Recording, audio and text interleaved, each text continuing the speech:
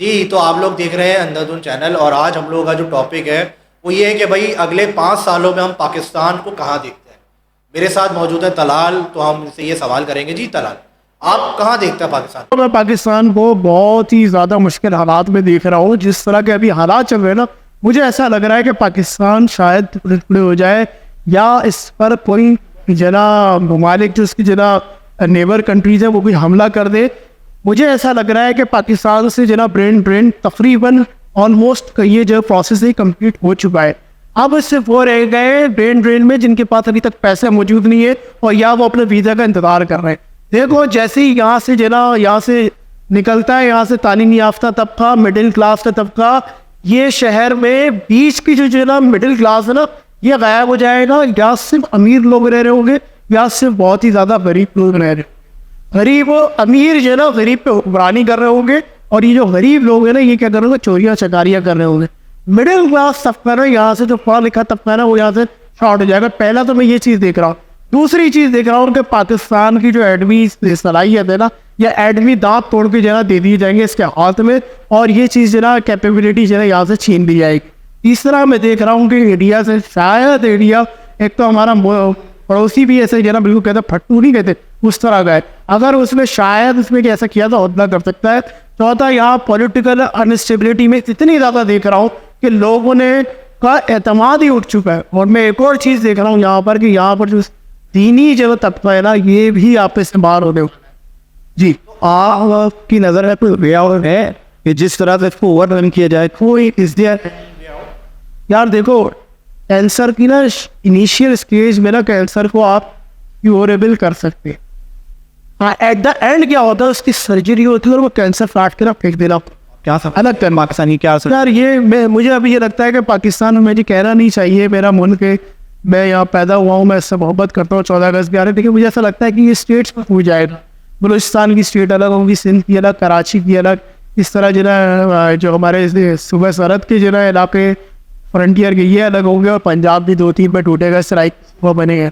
अब देखो कराची में क्या हालत होगी, सारे इंटीरियर पंजाब के जो वहाँ के अपर के वो सब यहाँ पर आके बैठे हुए, यहाँ कमाने कुछ नहीं कमा पा रहे थे, वो लूटामारी कर रहे हैं। तो यही चीज़ होने वाला। तो मैं तो सबको यही सजेशन देता हूँ कि भाई बाहर निकलो, अभी मुल्क के हालात सही नहीं है, अभी ढूंढो ऐसे अपॉर्चुनिटीज़, 24 घंटे लिंक्डइन पे बैठे रहो, अप्लाई करो, और किसी तरह वीज़ा पकड़ो, यहाँ से निकलो। तो आप क्या रूट को समझते हो कि यार ये बुनियादी वजह? यार देखो, सबसे बड़ी कॉज ये है कि यहाँ की एक्सपेरिमेंटल गवर्नमेंट सिस्टम जो है, यहाँ एक्सपेरिमेंट्स करके और किसी को ना टिक के, कोई रिस्पॉन्सिबल बंदा नहीं है तो किसको रिस्पॉन्सिबल ठहरा है।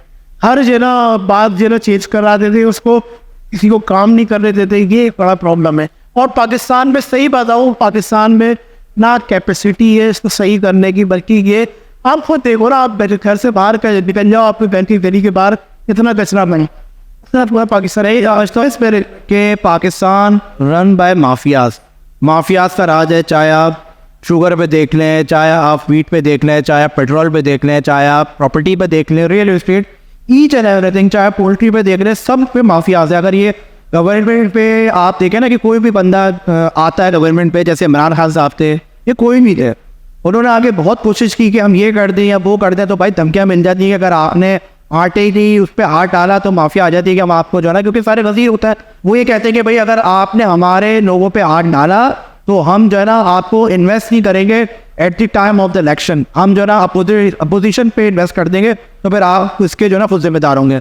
इसी तरीके से जो है ना पेट्रोल माफिया में इमरान खान ने हाथ डाला, किसी में भी हाथ डाला, रियल एस्टेट पर डालना है तो आपको पता है कि रियल एस्टेट पर कौन बैठा हुआ है, पेट्रोल पे हाथ डालना है, आप किसी जगह पे हाथ डालें, ये सारे बीच में आ जाते हैं, क्योंकि सारे बैठे हुए ही यही लोग हैं। तो जब इन पे, और सबसे बड़ी बात कि इन टैक्स नहीं देते, भाई टैक्स की छूट चाहिए इन लोगों को। अब आप देख लेंगे पाकिस्तान में गोल्ड जो इंपोर्ट होता है वो किस तरह से होता है, वो लीगल वे में नहीं होता, उसको कोई टैक्स नहीं है, वो इलीगल वे के थ्रू जो है ना वो आता है, और उसका वो जो टैक्स है, जितनी हर जगह के जो टैक्स उन्होंने बचाए हुए वो कौन देता है?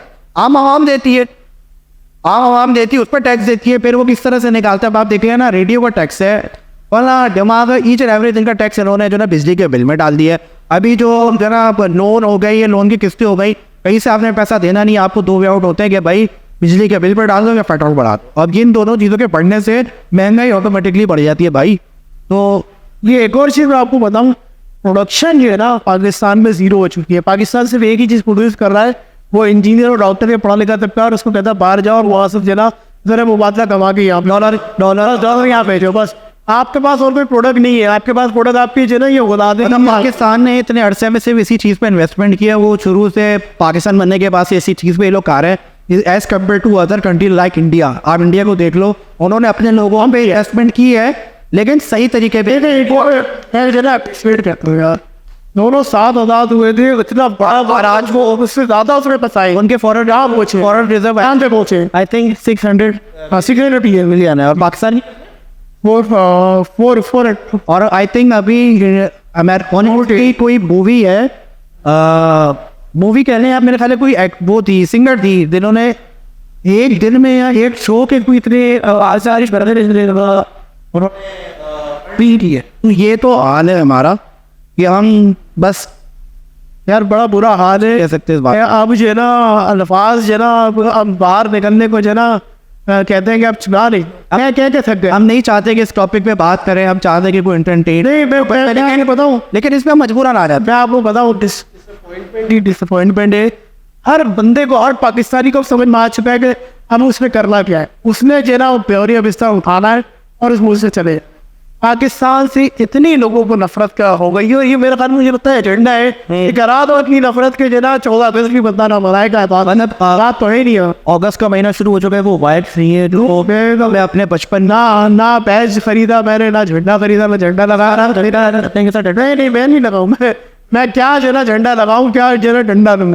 नहीं आप डंडा जो ना सबको दिया हुआ है, डंडा तो सभी को लगा हुआ है डंडा, मतलब आपको पता है किसके पास डंडा होता है, वो जो बना रहा तो भी दिया। हाँ सबको जो है डंडा दिया है, वो डंडा दिया हुआ है, वो वही रो रही इधर। अच्छा आपके अपने बच्चे, आप उनको जैसी चाहे रखें, आप उनको जो ना नेपालक बना के छोड़ा, आप वो मेरे दरबदर ढूंढ रहे, पीछे ढूंढ रहे, इसी तरह बताओ वो जब बड़े हो जाएंगे, जब वो जो ना उठ के शादियां करेंगे, क्या उनकी औलादों को वो ये सिखाएंगे कि पाकिस्तान से मोहब्बत करो?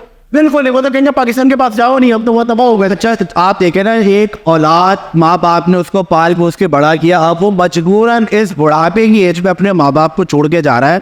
किस तरह से छोड़ के जा रहा है, आप किसी नौजवान से पूछ लीजिए कि भाई बुढ़ापे की एज में वो अपने माँ बाप को किस तरह से जो है छोड़ के, क्योंकि उसकी मजबूरी है, आपने मजबूर कर दिया है, क्योंकि इसके बाद ना तो खाने को है, वो आगे अपना कोई फ्यूचर नहीं देख रहा भाई कि उसकी आगे शादी होगी, वो अपने बच्चों को एक अच्छा फ्यूचर देना चाहता है, वो बुढ़ापे की एज में अपने माँ बाप के जो ख्वाब है वो पूरा करना चाहता है। मैं आपको ना एक बात बता, देखो अगर जो ना अनपढ़ अपना है ना, वो तो परेशान था ही, लेकिन उसने खुद अपने ऊपर इन्वेस्ट नहीं किया है, उसने पढ़ा लिखा नहीं है, ये पता है कि किसकी चीज़ें निकल रही है, कौन मुहैया दे रहा है, वो दे रहा है मिडिल क्लास सबको जो पढ़ लिख गया था, जिसने अपने ऊपर इन्वेस्ट किया था, उनके माँ बाप ने पेट काट के बढ़ा दे के आप क्या अपॉर्चुनिटी, वो रिजल्ट भी देना चाह रहा है ना कि वो अपने माँ बाप को रिजल्ट दो, वो रिजल्ट ले जो उसने इतना इन्वेस्ट किया। भाई आप देखें ना, मास्टर्स करके आप लोग समझते हैं मास्टर्स करके मैंने जो ना 30,000 की मैं जो ना बहुत कामयाब हो गई, नहीं भाई आपको 35-40 यहाँ रिसेप्शनिस्ट आजकल के दौर में जो ना वो MBA होल्डर है और उनकी 45 to 50,000 तनख्वाह है, जिसमें से आधी तनख्वाह तो उनकी आने जाने में निकल जाती, तो वो अपना क्या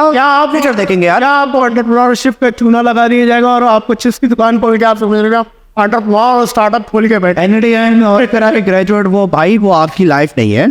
आप बहरहाल ये बात हम हमेशा करते रहेंगे, क्योंकि अच्छा सबसे बड़ी बात आप देखें ना, आप सुबह के टाइम अगर जाए पाकिस्तान के लोगों को देखें या शहरियों को देखें, यार हर बंदा डिप्रेशन में है, किसी भी बंदे की आप शक्ल देखें ना तो वो इत्मीनान में नहीं है, हर लेवल का बंदा डिप्रेशन में, और डिप्रेशन का मरीज आप लोगों ने बना दिया है। बहरहाल सोचें, कुछ करें, ये एक ऐसी रिक्वेस्ट है जिसका हमें पता है कि इसका कोई हल निकलना नहीं है, लेकिन फिर भी हम मिलते जाए यार कि आप ख्याल करें पाकिस्तान के लोगों का, वरना लोग मर जाएंगे लोग कसम।